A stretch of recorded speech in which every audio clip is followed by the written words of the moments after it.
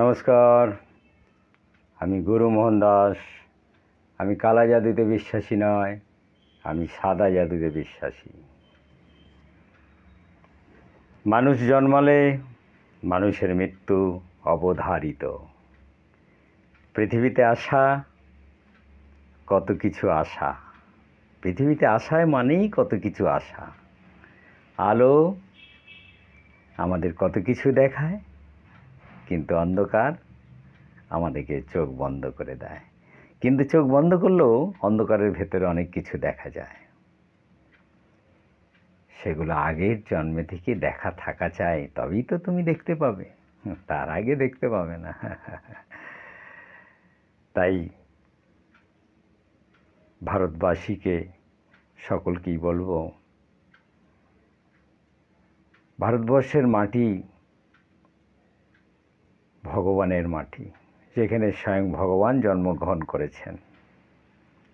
পবিত্র মাটি, মাটিকে ওজন করা যাবে না, জলকে ওজন করা যাবে না, ভারতবর্ষের বাতাসকে ওজন করা যাবে না, যাবে না আমাদের দেবদেবীর লীলা কাহিনীকে। সাধু সঙ্গ করব, কিন্তু সাধু কই? সাধুর সঙ্গেই তো শয়তান মিশে আছে কত। তাই আসল নকল সব একাকার হয়ে গেছে।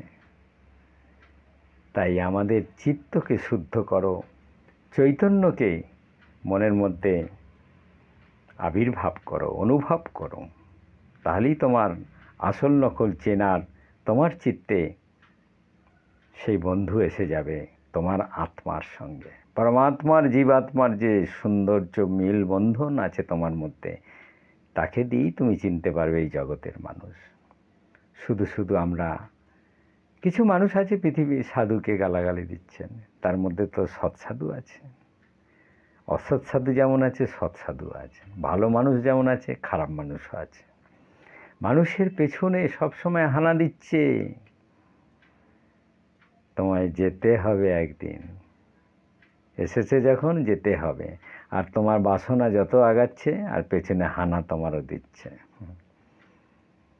জীবনটা তো অনেক কিছুই চায় পৃথিবীকে, পৃথিবীতে দেওয়ার জন্য সবসময় রেডি আছে, তিনি দিয়েই রেখেছেন।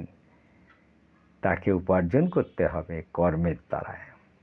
আগে কর্ম, পরে ধর্ম। অভিনয় করে মানুষের থেকে কাজ করবেন 2 টাকা, কাউকে ব্রেন ওয়াশ করে তার মাথার থেকে নেবে 500 টাকা, এটা কর্মের কার্মিক অ্যাকাউন্টে তোমার পড়ে যাবে।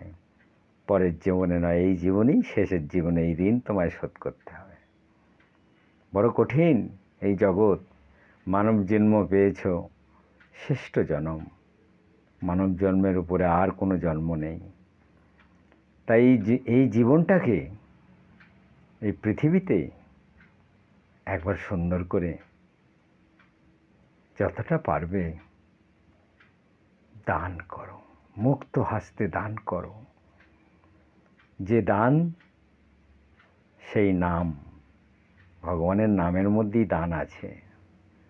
প্রত্যেকটা নামই হলো অন্তর, অন্তরের ভেতরেই অন্তর আছে, যাকে চিনলে এই জগতে তোমার আর কোনো এই যে দেয়া আর এই যে নেয়া, দিয়ে খুশি নিয়ে দুঃখী।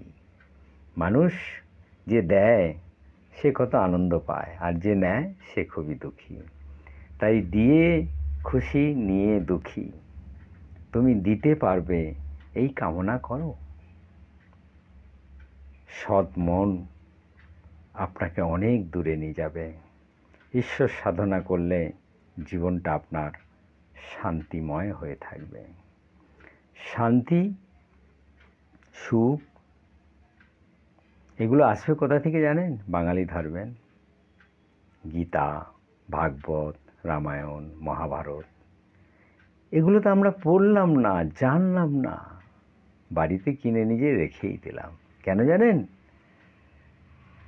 সংসার রূপী মায়ার বাসায় এতটাই তীব্র আনন্দ আর চাবুকের ঘা সহ্য করতে করতে ভগবানকে ডাকতে ভুলে গেছি।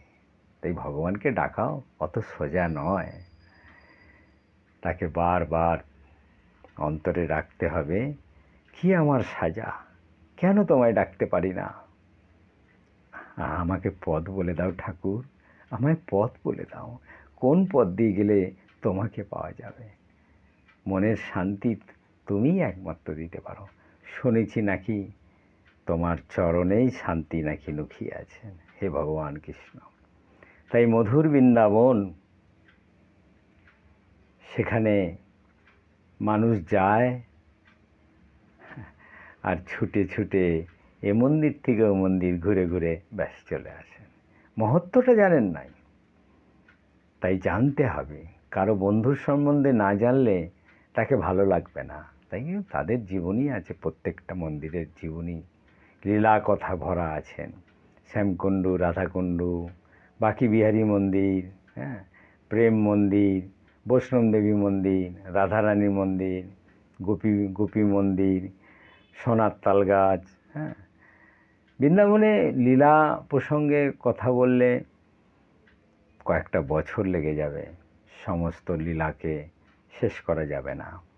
তাই লীলাকে শ্রবণ করুন, জীবনকে শান্তি দেন, অন্যকেও শান্তি দেন, নিজেও শান্তি থাকেন। এইভাবে জীবনটা কাটিয়ে এই পৃথিবী থেকে বিদায় নেবেন, আবার পৃথিবীতে আসার জন্যে ভগবানের কাছে একটি আধার কার্ড জমা দিয়ে চলে যাবেন।